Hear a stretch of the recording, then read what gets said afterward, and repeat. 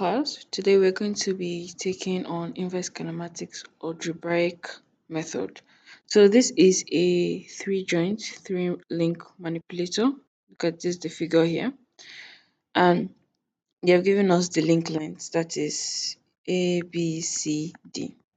Right. So now first they said we should find the transformation matrices for link 1, 2, and 3 using the DH conversion procedure. So, and looking at the second question, they give us the manipulator transformation matrix of this robot. And in the third question, they're asking us to find the joint angles that result in a given position. This is where the question of inverse kinematics comes in. Sometimes the question may not be as leading as this. They may just only show you question C. You have to first find the forward kinematics of the robot before you're able to find the inverse kinematics of the robot in the case of algebraic method. So let's start. First, we're going to find the forward kinematics of this robot. How do we find that? We use the DH conversion. As you can see here, this robot does not have axis assigned to it yet, so we're going to assign an axis. So there are two rules for assigning our axis. The first one is rotation around joints should occur around Z.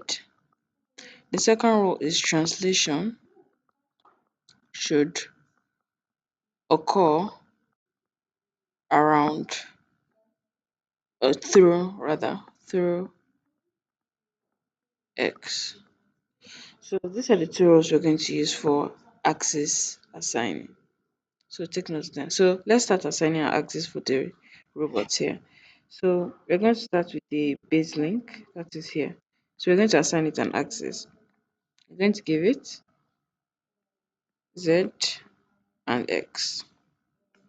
You'll see why it's because of this rotation that's occurring here, this theta1 rotation that is occurring here. That's why Z is up and X is following this because translation is occurring along this direction. Your Y will be here. I'm using right hand rule for this, right hand rule for this axis assigning. Right hand rule is this is Y, this is Z, and this is X. X is your thumb, Y is your index finger, and Z, sorry, is your middle finger. So you have to rotate your finger in a way that Z is going to be facing upwards and X is going to be facing in this direction. You'll notice that when you do that with your right hand, you have to do it only your right hand. You'll notice that Y will be facing in the back direction. So moving on to the next link, that is the link here. We're going to assign an axis to it. We know that rotation is occurring this way. That is around, it's not 3D, so you can't really see what, but it's rotating in this direction. So Z has to be facing in that direction. X is in the path of translation. And so we're going to still have Z and X here with Y facing here. Now you can see the rotation here has changed. Now the joint is going like this. Here the joint is going like this. But here at this corner, the joint is now starting to go like this. That means Z has to start facing us. So I can't draw it because it's not 3D, but Z has to start facing you for this rotation to occur around Z. So when you rotate Z, so you're going to rotate Z by 90 degrees around X. You're going to have X still in this direction. Y will now be up because you have rotated by 90 degrees. Y will come. You rotated by 90 degrees. Y will now come up and Z will now be facing you. I'll just draw it like this, not exactly 3D, but Z will now be facing you. So up here is Y, here's X. Now here again, the rotation is still in this direction, so Z will still be facing you on the screen. So the coordination axis remains the same here. This is Y, this is X, and Z is facing out to you. So this is our axis assigning. We are done with that. So now let's write the DH conversion of this robot. So now in DH we have four parameters. That is theta, D, A, and alpha. Where theta is rotation along Z, D is translation along Z, A is translation around X, and alpha is rotation, around X. So we're going to discover all of this for each link we have assigned here. Now we have one, two, three, four. We have four links here. So we're going to write one, two, three, four because we have four links. Now for our first link, let's get DH conversion for it. So where is it? Okay, so for the first link, let's get the DH conversion from it. So for the first link that is here, is there a rotation around Z? No, this particular link is actually just fixed to the ground. It doesn't actually have a rotation. Is this link that has a rotation, this particular link that has a rotation. So we're going to put it as 0. It has no rotation in the Z direction. Next is, does it have a translation? Yes. To get from this link to this link, there is a translation. So, and translation is by what? By A. So you're going to write A here. Now, the third thing is translation in X. Is there a translation in X? No, there's only a translation in the Z direction. We don't have a translation in the X direction. If you try to translate the X direction, you're just going to leave the robots entirely. So there's no translation in the X and there's no rotation on the X axis. So now next we go to the second link. Let me change my color pen. Okay. So next we go to this link. You can see Z is up here. And is there rotation around Z? Yes, there's rotation around Z by theta 1. So therefore, you can say that there is a rotation around Z by theta 1. Is there a translation in the Z direction? No, there isn't. No, there isn't. As much as there's a rotation around Z, there's actually no translation along it. So no translation along Z. Is there a translation along the x-axis? Yes, there is. You can see when you go this direction, there's a translation along x. So yes, and the translation is by B. So we're going to write B here. And is there a rotation around x? Yes, there is. Remember that I told you that we had to rotate around the x-axis by 90 so that we could align correctly with the axis here. So there is a rotation that occurred around the x-axis and it's in the counterclockwise direction, and so that would be positive 90. If it was in the negative 90 direction, that is backwards, we're going to have negative 90. So in this case, the rotation around x is positive. So positive 90. Sorry, positive 90. Now we move to this next axis here.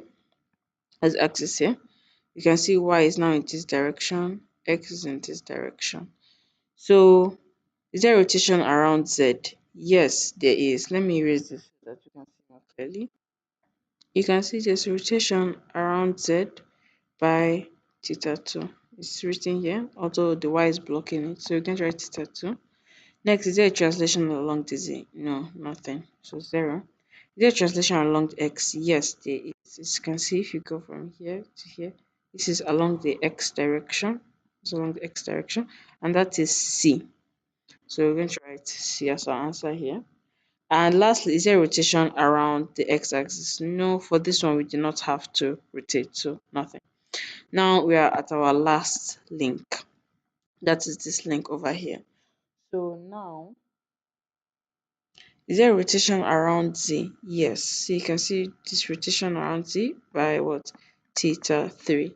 So we're going to write theta 3 here. Is there a is there a translation? Is there a translation in the Z direction? No, there's nothing. There's absolutely nothing. So that'll be 0. Is there a translation in the x? Yes, there is something. You can see if you go from here to here in the x direction, it's going to be d. So we're going to write d in our dh conversion. And is there a rotation along the x? No, there is no rotation that occurred in this x-axis. Zero. So this is our dh conversion table that we have now gotten. Now we need to find the homogeneous transforms for each link. So, and then to find the final forward kinematics of the robot as final homogeneous transforms, we're going to do going from 1 to 4. It's going to just be h1 times h2 times h3 times h4. So first we're going to solve for each of this and then multiply them together to get our final forward kinematics of our robot. So for h1, let's start with that. So for h1 over here, we can see that there's no translation in there's no rotation in the z-axis. There is a translation in the z-axis, no translation in the x, no rotation in the x. So we're only going to be dealing with this. So h1 is going to be equal to what? We're going to write the homogeneous transformation for translation in the z-axis. So just a little note of how to write homogeneous transforms. The information here, I'm just going to write an identity matrix instead. 0, 0, 0, 1, tx, dy, z. So all the information here in homogeneous transformation holds information about the rotation that occurred at that link, and all the information here holds the translation that occurred around that link in the x, y, and z axis. So that's how we're going to write it. Now, coming back to this question, you can see that this A, it occurred in the translation occurred in the z axis. So therefore, we're only going to write a value here. And this, since there's no rotation in H1, there's no rotation here, as you can see, it's going to have an identity matrix in its rotation 3 by 3 matrix. So just to write for H1, we're going to have 1, 0, 0, 0, 1, 1. An identity matrix has 1 on all its diagonals. 0, 1. And we agreed that there's only a translation in the z axis. So we're going to write A. The z axis is to be 0, 0. There's nothing in the x and y. So this is for H1. Now let's move on to H2. So moving on to H2, we're going to have, okay, so let's look at this. We have a rotation in the z axis. We have no translation in the z. We have a translation in the x, and we have a rotation in the x axis.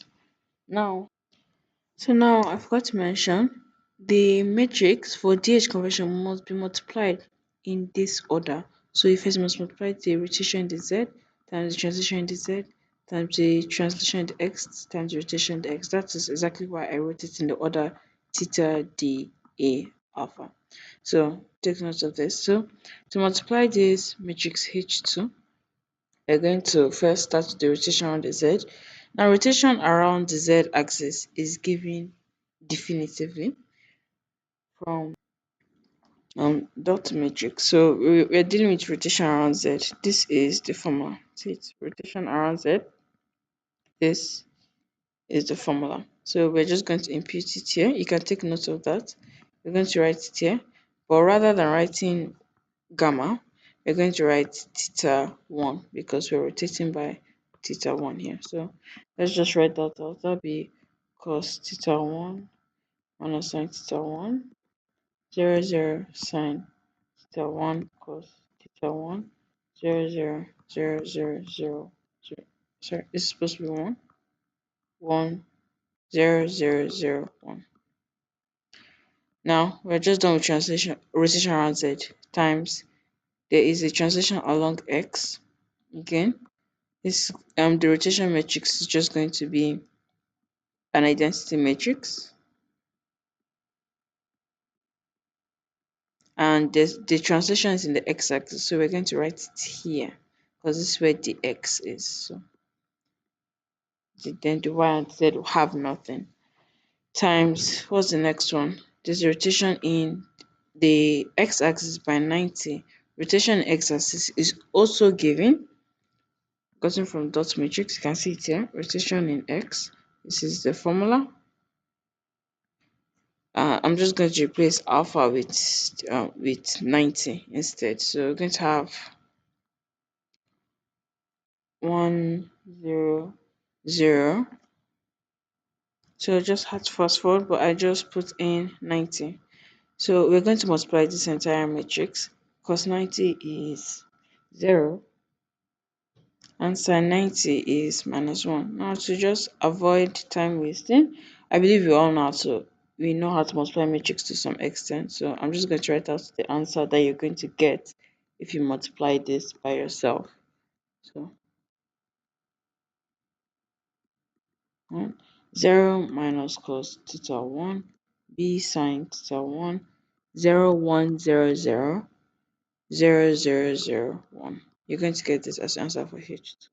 Now moving on to H3, we're going to have, so you can see for line H3, we have a rotation around Z, we have translation along X, the rest are 0. So first write for the rotation around Z, which should just be cos theta 2 minus sine theta 2 0 0 sine theta 2 cos theta 2 0 0 0 0 1 0 0 0 0 1. Yes, multiplied by. Next, we're going to do the translation in the x direction by c. So that'll be 1 0 0 0 1 0 0 0 1 0 0 0 1. And it's the translation in the x, so to be in the c direction, to be in the x box. If you multiply this matrix, you should come up with this answer for H3. Now for the last link, which is H4, we're going to have what? You can see it here. There's a rotation in the z axis by theta 3 and there's translation in the x by d. So we're just going to write that out. Cos theta 3 sine theta 3 0 0 sine theta 3 cos theta 3 0 0. I'm just going to erase this bracket. 0 0 1 0 0 0 0 1. Let's close it. So we're going to have that multiplied by the translation in the z by d. So that'll be 1 0 0 d 0 1 0 0 0 1 0 0 0 1 0 0. So this is what you're going to get. If you multiply this matrix together, you're going to have you're going to get this as your final answer for H1. Now remember I say to get the final Ford kinematics of this robot, we multiply all of them together. So we're going to multiply from link 1 to link 4, homogeneous transform will be H1 times H2 times H3 times H4. Yeah, not 4, H4. So if you multiply all these matrices together, that is H1, H2, H3, and H4, you should get your final answer as. So after you're done with your calculation, this is what you should get as your complete forward kinematics. So now back to the question, because we're just only solved part A of it. Okay. So now they've given us a manipulator transformation matrix, so you see how this will come to use. And let us find the joint angles theta 1, theta 2, theta 3. Now in the algebraic method, we have in algebraic, whatever is here in your manipulator transformation matrix will be equals to what you have here. Whatever is here will be equals to whatever you have here. Whatever you have here will be equals to whatever I have here. If this is here, it will be equals to what is here. So you get the point. So now we're just going to, because we're trying to find theta 1, theta 2, and theta 3, right? Okay, so I can see theta 1 is here low. So that's a really good equation to use. So I can say this minus cos theta 1 is equals to what? 0 here. So if I bring that minus cos theta 1 equals to 0. If I do theta 1 equals to cos inverse of 0, cos inverse of negative 0 is cos inverse of 0, we're going to have So we'll have this. Please make sure your calculator is in degree for this. This will be 90 degrees. Then we're going to have, so we have found theta 1. Now find theta 2, theta 1, theta 2, and theta 3. I would like to use this equation because it has this sign in it. So it looks the same and it's a small equation. We know what D, A, and C are. Is given in the equation, as you can see here. So we're just going to use it. So we're going to have D sine theta 2 plus theta 3 plus C sine theta 2 plus A is equals to what? This is a third, this is a third, so it's equals to 0.875. You know what D is, we're just going to substitute in our values. We're going to have sine. We can write this out. Theta 2 plus theta 3 plus C 0.25 sine theta 2 plus what's A 0.5 equals to 0.875. So now you see this, we can actually solve it at once by taking from this equation here. So you can see theta 2 plus 3. So we can make theta 2 plus 3 the subject formula. We can get what we put inside here. So this, we're going to equate it to 1 to 3. So we're going to equate it to 0 over here. So let's just make that little equation here. That because theta 2 plus theta 3 is equals to 0.